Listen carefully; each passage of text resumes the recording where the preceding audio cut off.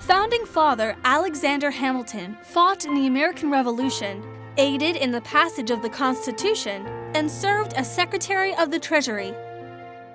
Orphaned at a young age, he became a leader, writer, soldier, and lawyer who influenced the course of United States history.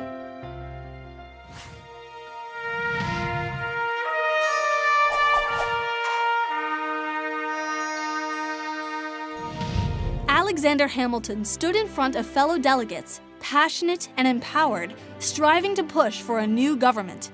It was 1787, at the Constitutional Convention. The United States was officially a new nation, and the existing Articles of Confederation were not working. Hamilton proposed a stronger, centralized government. Although most of his ideas did not make it into the Constitution, he gained the attention of fellow politicians and lawmakers.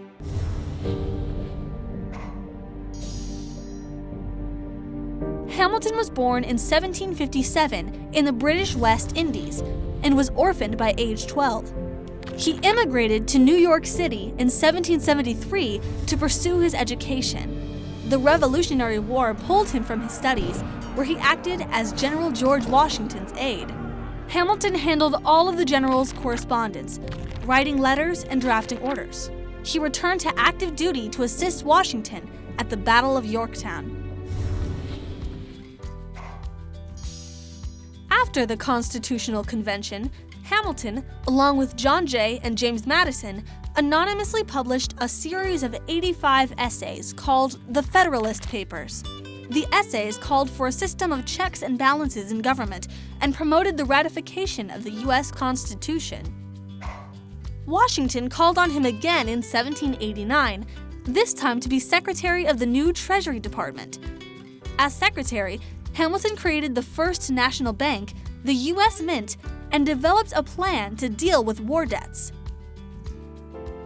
Over the years, Thomas Jefferson butted heads with Hamilton. Hamilton supported a stronger federal government, while Jefferson thought the states should hold more power. In a surprising move, Hamilton endorsed Jefferson in the 1800 presidential election. Jefferson defeated Aaron Burr, who later also lost a gubernatorial race due to Hamilton's interference. Burr challenged Hamilton to a duel, and on July 11, 1804, Burr shot Hamilton in the stomach as Hamilton shot his gun into the air. Hamilton succumbed to his injuries and died the next day. His tenure as a founding father was short, but he showed that a poor immigrant could strive to the top and influence great change. His words may have led to his demise, but he never faltered, saying, "Those who stand for nothing fall for anything."